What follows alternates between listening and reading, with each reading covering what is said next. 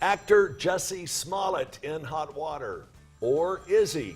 We'll chat about it. Well, before we get to that, let's tell everyone else what's on the rest of the show. Shall we? Yes. All right. We're going to check in on a field day. Yes, we are. And not just any field day. This is a very special field day. We'll talk all about that coming up here in just a moment. Also, from the What in the World Were You Thinking About department? Not yet. First, we're going to get to...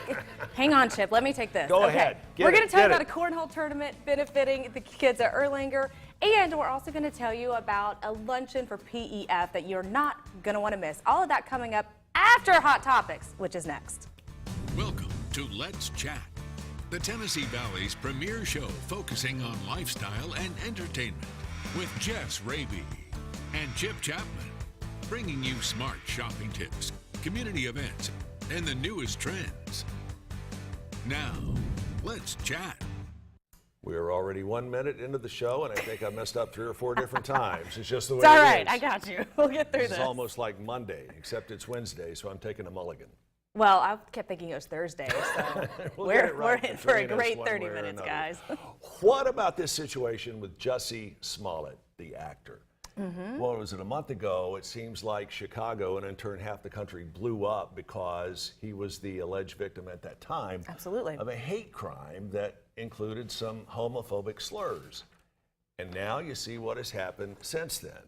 Apparently, and I'm not sure what time yesterday afternoon that happened, all the charges, after it being stated he hired all this done. Yes, it was a quote, staged attack. Yeah. And now all of the charges are dropped. Why? I wish I had an answer for that. I do. I'll tell you one thing, it has certainly made the police officers of Cook County, which is located, of course, it's the Chicago County seat. Chicago is the county seat, rather. They are all hot. Oh, no doubt. I heard one of their police chief detectives said, essentially, he's made a fool out of me and the entire department.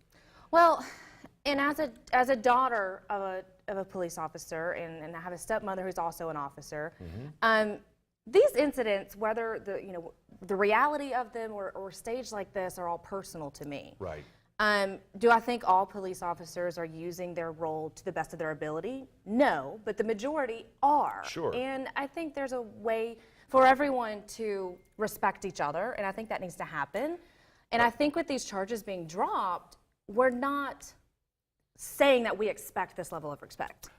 I think this case is far from over. You have got a lot of people from Chicago all the way up to Washington, D.C. calling for a federal investigation into this. Not just the city of Chicago, not just Cook County, not just Illinois, but a federal investigation. Yeah. So we'll see how that develops. I definitely think it should continue. I mean, I can't say to what extent, I can't say what I want to happen, but I would like to see an investigation continue because, now all eyes are on him. Yeah, and as of now, all charges against him are dropped. Will that affect his role on the show Empire?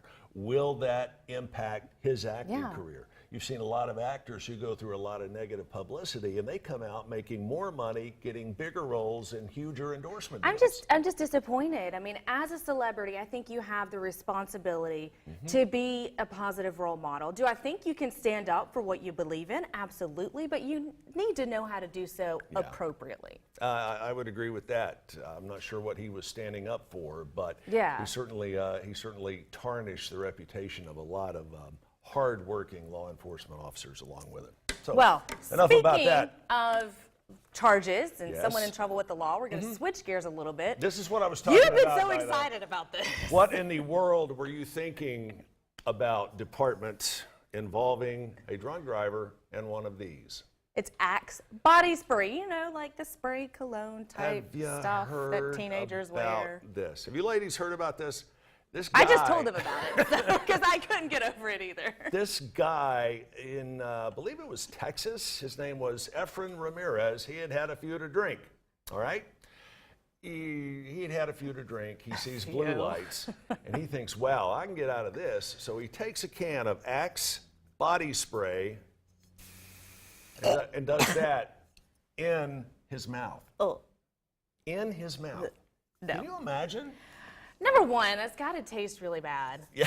As one of the ladies on the couch that you'll see here in a bit mentioned, well, what is the percentage of alcohol in Axe body spray anyway? I think it is the third highest ingredient. Well, it just a smells casual like look alcohol. It at the has back to. of this. Well, that wouldn't have saved him anyway because, as you mentioned, he'd had a few drinks. He had 12 beers in his floorboard, 10 of which Empty. were empty, already been drank. And I can't. he was working on number 11.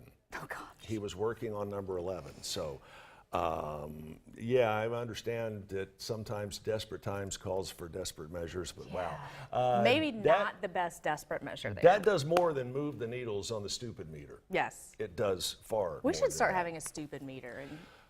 Oh, After no. yesterday's naked man story, I'd be too this afraid. one today. I'd be too afraid they'd whip it out on me. So, anyway. Please drive responsibly, everyone. And that is from the Don't Try This at Home Yes. department also. Please do. All right, third and final hot topic subject this morning. It is a really heartwarming story. This will make you warm and fuzzy inside. I mean, it did. I had trouble getting through this story earlier this morning on the morning show. Look at what happens, and we're not going to say a word.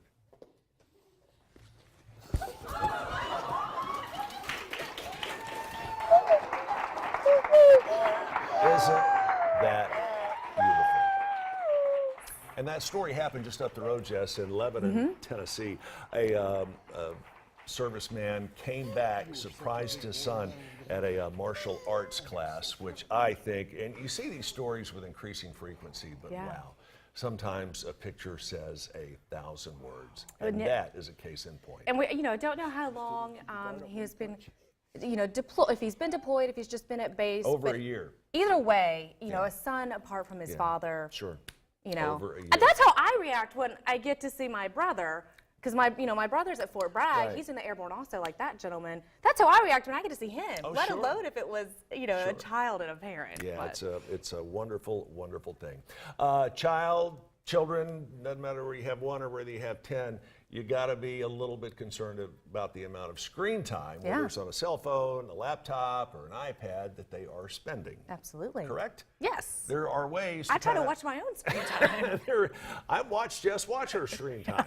And there are ways to help shave that down. So parents, take a note of this in this week's Mom to Mom. Welcome to Mom to Mom. Today we're talking about how to limit screen time at your home.